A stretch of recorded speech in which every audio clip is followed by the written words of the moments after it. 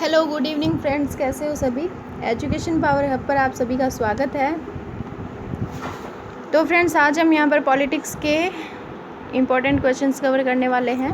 तो सभी शेयर कर दीजिए, एक बार जल्दी से जल्दी जुड़ जाइए सब लोग। एक बार सभी अपने फ्रेंड्स के साथ में शेयर कर दीजिए क्लास को। तो फ्रेंड्स, शुरू करते हैं। क्वेश्चन नंबर 26 है हमारा। भारतीय संविधान द्वारा दिए गए निम्नलिखित मौलिक अधिकारों के कारण गैर अनुदान अल्पसंख्यक संस्थानों को आरटीआई अधिनियम के दायरे से बाहर रखा गया है। क्वेश्चन देख लीजिए ध्यान से। भारतीय संविधान द्वारा दिए गए इनमें से जो मौलिक अधिकार हैं निम्नलिखित, इनके कारण गैर अनुदान अल्पसंख्यक संस्थानों को आरटीआई अधिनियम के दायरे से बाहर रखा गया है। कौन से अनुच्छेद से? तो यहाँ पर करेक्ट आंसर हो जाएगा ऑप्शन नंबर डी, यानी कि अनुच्छेद 30(1) के अंतर्गत। याद रखेंगे आप सभी। नेक्स्ट क्वेश्चन है हमारा क्वेश्चन नंबर 27। बिल्कुल लड्डू सा सवाल है। संविधान का अनुच्छेद 1, 2, 3 किससे संबंधित है? 1, 2, 3। तो ये किससे संबंधित है? संविधान का अनुच्छेद 123 किससे संबंधित है? तो बिल्कुल ऑप्शन नंबर ए जो है हमारा करेक्ट आंसर है, यानी कि राष्ट्रपति के अध्यादेश से अनुच्छेद 123 जो है राष्ट्रपति के अध्यादेश से संबंधित है। नेक्स्ट क्वेश्चन है क्वेश्चन नंबर 27। Question number 28। राष्ट्रपति पूरे देश में या इसके किसी भी हिस्से में अनुच्छेद 352 के तहत राष्ट्रीय आपातकाल किस स्थिति में घोषित कर सकते हैं? तो यहाँ पर हमारा एक और क्वेश्चन कवर हो रहा है कि जो राष्ट्रीय आपातकाल है वो कौन से अनुच्छेद के अंतर्गत लगता है? तो अनुच्छेद 352 के अंतर्गत राष्ट्रीय आपातकाल लगता है। नेशनल इमरजेंसी राष्ट्रीय आपातकाल अनुच्छेद 352 के अंतर्गत कौन लगा सकता है? राष्ट्रपति। तो यहाँ पर क्वेश्चन पूछा जा रहा है कि राष्ट्रपति पूरे देश में या किसी भी हिस्से में अनुच्छेद 352 के अंतर्गत राष्ट्रीय आपातकाल किस स्थिति में घोषित कर सकते हैं? कब कर सकते हैं?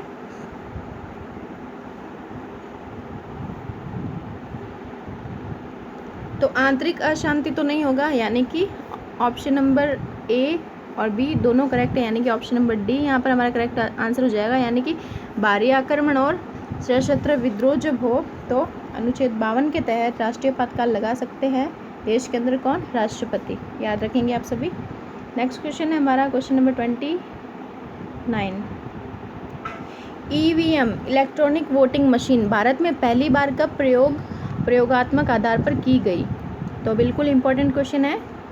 ईवीएम मशीन जो है, यानी कि इलेक्ट्रॉनिक वोटिंग मशीन, भारत में पहली बार प्रयोग कब की गई? तो ऑप्शंस आपके सामने हैं, करेक्ट आंसर बताइए इसका।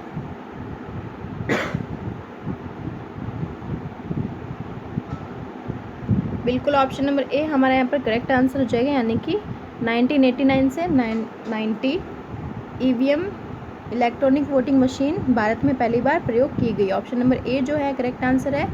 याद रखेंगे आप सभी। चलते हैं नेक्स्ट क्वेश्चन की ओर। Question number 30। अब तक किसी भी चुनाव में भारत के किसी भी निर्वाचन क्षेत्र में उम्मीदवारों की अधिकतम संख्या क्या है? क्वेश्चन देख लीजिए ध्यान से। अब तक किसी भी चुनाव में भारत के किसी भी निर्वाचन क्षेत्र में उम्मीदवारों की अधिकतम संख्या क्या है? तो क्या रही है? यहाँ पर ऑप्शंस आपके सामने हैं, कमेंट करके बताइए सभी।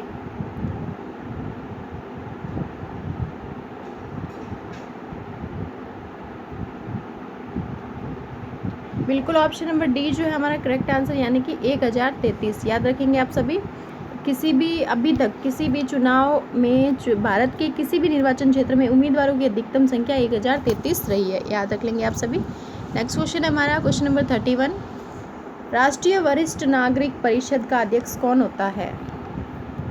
राष्ट्रीय वरिष्ठ नागरिक परिषद का अध्यक्ष कौन होता है?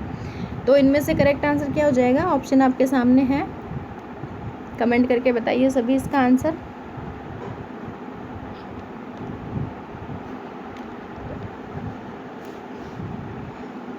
तो बिल्कुल ऑप्शन नंबर डी जो है हमारा यहाँ पर करेक्ट आंसर हो जाएगा, यानी कि सामाजिक न्याय और अधिकारिता मंत्री राष्ट्रीय वरिष्ठ नागरिक परिषद का अध्यक्ष कौन होता है? तो वो होता है सामाजिक न्याय और अधिकारिता मंत्री। याद रख लेंगे आप सभी। ऑप्शन नंबर डी हमारे यहाँ पर करेक्ट आंसर है। Next question, question number 32। Bharat में ईवीएम इलेक्ट्रॉनिक वोटिंग मशीन को चुनाव आयोग द्वारा निम्नलिखित में से किसके सहयोग से तैयार और डिज़ाइन किया गया है? तो ये भी बिल्कुल इम्पोर्टेंट क्वेश्चन है, इसका आंसर बताइए।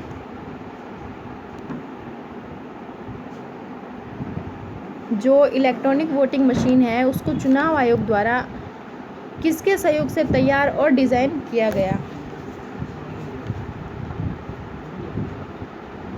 तो यहाँ करेक्ट आंसर क्या हो जाएगा हमारा? बिल्कुल ऑप्शन नंबर बी जो है करेक्ट आंसर, यानी कि डीआरडीओ और केंद्रीय इलेक्ट्रॉनिक्स लिमिटेड द्वारा इसको तैयार और डिज़ाइन किया गया। याद रख लेंगे आप सभी, डीआरडीओ और केंद्रीय इलेक्ट्रॉनिक्स लिमिटेड। तो बी जो है हमारे यहाँ पर करेक्ट आंसर है। Next question, question number 33। Bharat के निर्वाचन आयोग के चुनाव में कौन सा चुनाव संबंधित नहीं है? बिल्कुल इम्पोर्टेंट क्वेश्चन है। भारत के निर्वाचन आयोग के चुनावों में कौन सा चुनाव संबंधित नहीं है? इनमें से ऑप्शंस आपके सामने हैं। राष्ट्रपति, उपराष्ट्रपति, राज्यों की पंचायतें और नगर पालिका या उपयुक्त सभी। तो इसका करेक्ट आंसर बताइए आप।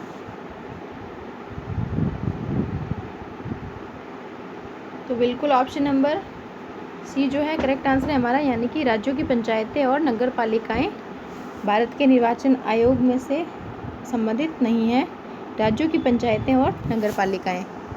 नेक्स्ट क्वेश्चन है हमारा क्वेश्चन नंबर 34। संविधान का अनुच्छेद 1, 2, 3 किससे संबंधित है? तो अभी ये क्वेश्चन आ चुका है पहले, तो सभी को पता है कि संविधान का अनुच्छेद 1, 2, 3 यानी कि संविधान का अनुच्छेद 123 राष्ट्रपति के अध्यादेश से संबंधित है। ऑप्शन नंबर ए जो है हमारे यहाँ पर करेक्ट आंसर हो जाएगा 1, 2, 3 यानी कि राष्ट्रपति का अध्यादेश। याद रख लेंगे आप सभी। Next question, question number 35। राष्ट्रपति पूरे देश में या इसके किसी भी हिस्से में अनुच्छेद 352 के तहत राष्ट्रीय आपातकाल किस स्थिति में घोषित कर सकते हैं? तो ये भी क्वेश्चन आ चुका है पहले, तो इसका करेक्ट आंसर क्या होगा? बाहरी आक्रमण, सशस्त्र विद्रोह, आंतरिक अशांति या 1 और 2 दोनों, या इनमें से कौन सा करेक्ट आंसर हो जाएगा? तो राष्ट्रपति जो है वो पूरे देश में अनुच्छेद 352 के तहत राष्ट्रीय आपातकाल लगा सकता है। तो किस स्थिति में लगा सकता है? बिल्कुल ऑप्शन नंबर डी हमारा यहाँ पर करेक्ट आंसर हो जाएगा, यानी कि ये दोनों, बाहरी आक्रमण और सशस्त्र विद्रोह। याद रख लेंगे आप सभी। Next question, question number 36। सबसे बड़ा न्यायिक क्षेत्र किस उच्च न्यायालय का है? बिल्कुल इम्पोर्टेंट क्वेश्चन है। सबसे बड़ा न्यायिक क्षेत्र किस उच्च न्यायालय का है? इनमें से कौन सा हाईकोर्ट है जिसका सबसे बड़ा न्यायिक क्षेत्र है? तो यहाँ पर करेक्ट आंसर क्या हो जाएगा हमारा? कमेंट करके बताइए सभी।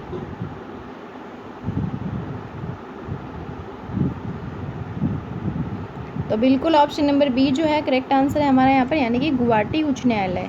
सबसे बड़ा न्यायिक क्षेत्र जो है गुवाहाटी उच्च न्यायालय का है। नेक्स्ट क्वेश्चन है क्वेश्चन नंबर 37। निम्नलिखित में से किन बिलों के लिए संसद के दोनों सदनों की संयुक्त बैठक करके गतिरोध को हल करने के लिए कोई संवैधानिक प्रावधान नहीं है? तो यहाँ नहीं है का पूछा है कि कौन सा बिल है जिसके लिए संसद की दोनों सदनों की संयुक्त बैठक करके गतिरोध हल करने का कोई संवैधानिक प्रावधान नहीं है। तो यहाँ पर करेक्ट आंसर क्या हो जाएगा हमारा? क्वेश्चन पढ़ लीजिए ध्यान से और ऑप्शंस आपके सामने हैं।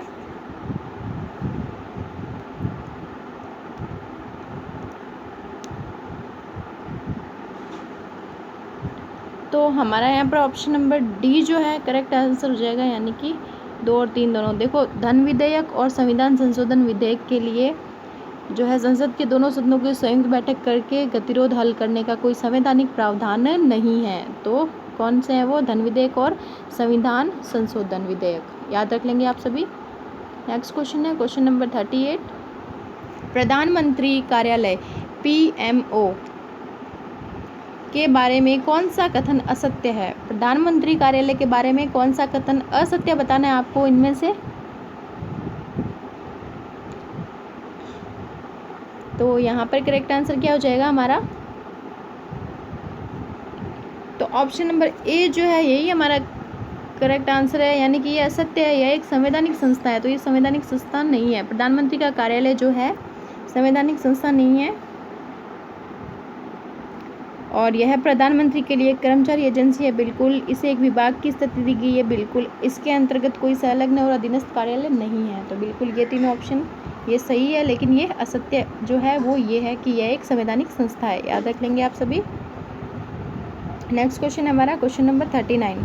संविधान की कई प्रमुख विशेषताएं जैसे एक संघीय संरचना, प्रांतीय स्वायत्तता, एक द्विवार्षिक केंद्रीय विधायिका और शक्तियों को अलग करने का सिद्धांत कहाँ से लिया गया है?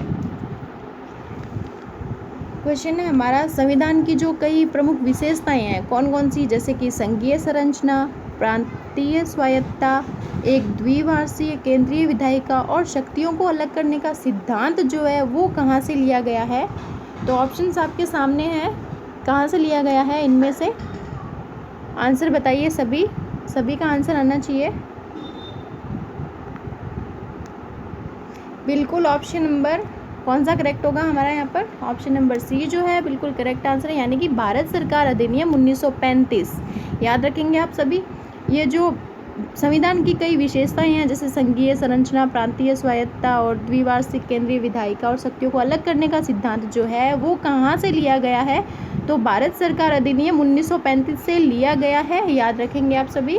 ऑप्शन नंबर सी जो है हमारा यहाँ पर करेक्ट आंसर हो जाएगा, भारत सरकार अधिनियम 1935।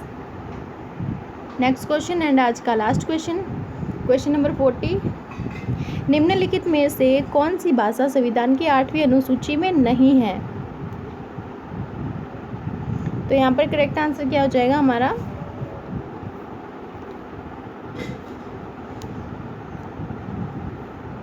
निम्नलिखित में से कौन सी भाषा संविधान की 8वीं अनुसूची में नहीं है? इनमें से कौन सी नहीं है? संस्कृत है, कश्मीरी है, नेपाली है। तो कौन सी नहीं है? संविधान की 8वीं अनुसूची में भाषाओं का प्रावधान है, तो इसमें कौन सी नहीं है? तो बिल्कुल ऑप्शन नंबर ए जो है हमारा करेक्ट आंसर है, यानी कि फारसी भाषा जो है वो नहीं है किसमें? संविधान की 8वीं अनुसूची में। और आप बताइए कि टोटल कितनी भाषाएं हैं संविधान की 8वीं अनुसूची में? ये आप कमेंट बॉक्स में लिख के बताइएगा कि जो संविधान की 8वीं अनुसूची है उसमें टोटल कितनी भाषाओं का प्रावधान है। तो फ्रेंड्स, आज के हमारे ये 40 क्वेश्चंस हैं जो कवर हो चुके हैं। तो आप अपना स्कोर ज़रूर बताइएगा। वीडियो अगर पसंद आया तो लाइक ज़रूर कीजिएगा। चैनल पर अगर कोई नया है तो सब्सक्राइब ज़रूर कीजिएगा। यहाँ पर रोज़ाना क्लास होती है 8:30 बजे। 9 बजे BR सर की क्लास है जीके की। तो फ्रेंड्स, आज के लिए बस इतना ही। मिलते हैं नेक्स्ट क्लास में। तब तक के लिए नमस्कार।